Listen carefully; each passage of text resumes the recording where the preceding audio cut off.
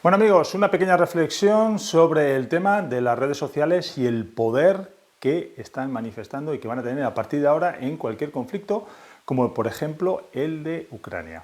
Fijaros en una cosa, hasta ahora las redes sociales nunca habían tenido un papel, digamos, pues de alguna manera notorio, más allá de alguna anécdota, alguna opinión, etcétera, etcétera.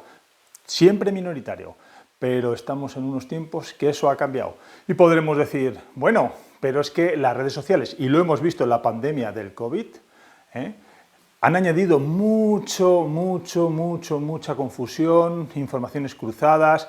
De alguna manera es como que se hubieran desprestigiado. Y bien, podemos ver que ese es el interés que tienen grandes medios de comunicación que están de caída libre. Estamos hablando de prensa escrita, estamos hablando de televisión y estamos hablando de radio, que se sobreviven gracias a las dos dimensiones, es decir, dos dimensiones digo porque las redes sociales incorporan, digamos, esa tercera dimensión que sería el de las comunicaciones, los feedbacks de los que nos escuchan, cosa que en las televisiones, bueno, algunas están incorporando ahora el tema del chat, pero no es lo mismo, porque todas las noticias se preparan, digamos, en una redacción, los contenidos, etcétera, se lanzan y te gustan o no te gusten. Es decir, si es una televisión pública o radio pública, suelta su speech con el beneplácito del poder de turno, o la comisión de poderosos de turno, y dan el visto bueno y santas pascuas. ¿Qué ocurre? Pues que en una red social eso no es así. Te debes a tu público. Tienes que de alguna manera mantener una línea de coherencia, porque si no te abandonan, sobre todo en temáticas políticas o en temáticas de conflictos o en temáticas de cualquier tema, vamos, realmente tecnológico o de lo que sea. ¿Por qué? Porque si a tu público no le ayudas con tus reflexiones, entonces dislike, se desuscriben y se van a otro sitio. Es decir, es la ley, un poquito podemos decir de la selva, pero también es la ley natural. Es decir, o estás a la altura o desapareces. Cosa que en el mundo, digamos, de los medios de comunicación tradicionales, pues sobreviven en base a hacer un servicio al que les aporta un dinero, que normalmente, pues sabemos todos que no es el ciudadano de forma directa, no es el usuario que los escucha, sino que es por medio de un intermediario que se llama Estado, a través de unos impuestos a los ciudadanos. Entonces, al final, el Estado es un gran, digamos, generador de recursos extractivos de toda, digamos, sí, también da unos servicios, evidentemente, no vamos a entrar en eso ahora, pero sí que estos medios de comunicación que no se la tienen, digamos, que ganar el día a día con el ciudadano, sino que, hombre, los que venden, sí, prensa, por ejemplo, pero ¿qué está pasando con la prensa escrita? Está cayendo en picado. Sí, le echan la culpa a que ahora la prefieren en digital. Pues no, yo creo que no, porque los medios de comunicación escritos tradicionales que se han pasado a digital tampoco tienen tantos suscriptores, realmente. Eso lo hay que ver cuando compiten en algunas noticias, pues ahora cuando estamos viendo con lo de Ucrania, ¿no? Ves en el canal de YouTube el número de visualizaciones y muchos de estos canales tienen bastante menos que otros que han nacido al albor de YouTube.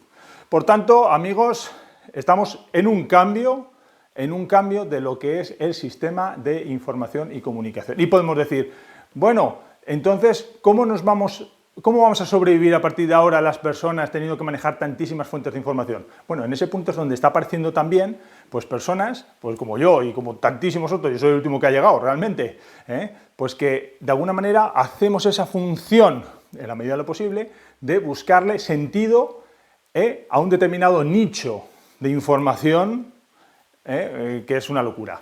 Entonces, en este caso, pues con el conflicto de Ucrania estamos tratando de buscar esa verdad ulterior, que, ojo, nos podemos equivocar, evidentemente, no tenemos la bola de cristal, no sabemos lo que va a pasar, pero sí que estamos construyendo un relato que tiene sentido con el pasado, con el presente, hasta la fecha, y que, pues, tiene muchas posibilidades. Que evidentemente hay elementos que se nos han escapado y los descubrimos, los vamos a modificar y vamos a reconstruir en la medida de lo posible. Es método científico. Aquí no queremos desapasionadamente solamente que se resuelva el conflicto. Esa es la única realidad. Que no tengamos gente muriendo innecesariamente, como vamos a ver ahora en un vídeo siguiente, que vamos a hablar del error de mandar armamento a Ucrania. Pero eso lo vamos a tratar en el vídeo anterior. Entonces, a lo que iba. Este medio de comunicación, que son las redes sociales, que a tanta gente le puede molestar, sobre todo pues, gente que ya está en los sectores audiovisuales clásicos, porque, bueno, siempre es una amenaza, porque es un cambio, digamos, generacional, es un cambio de estilo, es un cambio de modus vivendi, pues es lo que es, y ha venido para quedarse y tiene una fuerza increíble. Y os voy a... porque estaba haciendo la reflexión siguiente, digo, vamos a ver, igual que la Wikipedia cuando apareció tal día como el 15 de enero del año 2001, la Wikipedia, fijaros, que era una enciclopedia, y es una enciclopedia, que es la más utilizada en el mundo, en fin, todos la hemos utilizado varias veces al día incluso, es colaborativa totalmente, es gratuita y colaborativa. Fijaros, explota el altruismo de la gente por introducir términos sin recibir nada a cambio y solamente por el placer de aportar a un proyecto mundial común. Bueno, pues eso tiene una fuerza increíble, nadie lo podía sospechar. De hecho, la enciclopedia que quería ser la líder digital, que era la enciclopedia Encarta de Microsoft en los años 90, pues se arruinó, tuvo que abandonar, lo intentó varias veces, era de pago, evidentemente, y no pudo competir. ¿Por qué? Llegó un momento que la tasa de crecimiento de contenidos que aportaba Wikipedia era, bueno, varios órdenes de magnitud superior. No pudo competir contra eso. Y diréis, hombre, pero es más perfecta la Encarta. Sí, ¿y qué? ¿Y qué? Pero es que la otra es global, gratuita y tiene el Pareto, Tiene un 80% de suficiencia en cuanto a que me resuelve, ¿vale? No será perfectísima, pero es suficiente para yo saber, pues, de cualquier cosa, ¿vale? Entonces, igual que pasó con la Wikipedia, está pasando ahora con las redes sociales. Imaginaos los servicios de inteligencia, gente altamente cualificada con un montón de información que tiene de las redes sociales, de los medios de comunicación, que comparten con otros países, analistas, etc.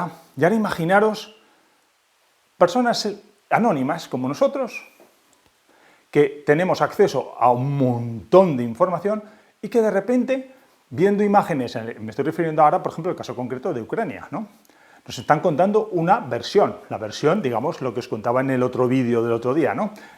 Estamos en el 95% de las noticias del bando en el que estamos. En este caso, como estamos en el bando Europa, bando OTAN, pues tenemos el 95% de noticias pro-OTAN. Es demasiado evidente, Entonces, ¿qué ocurre? Si estuviéramos en el lado ruso, estaríamos con un 95% del lado ruso. Bueno, ahora a lo mejor ya 98%.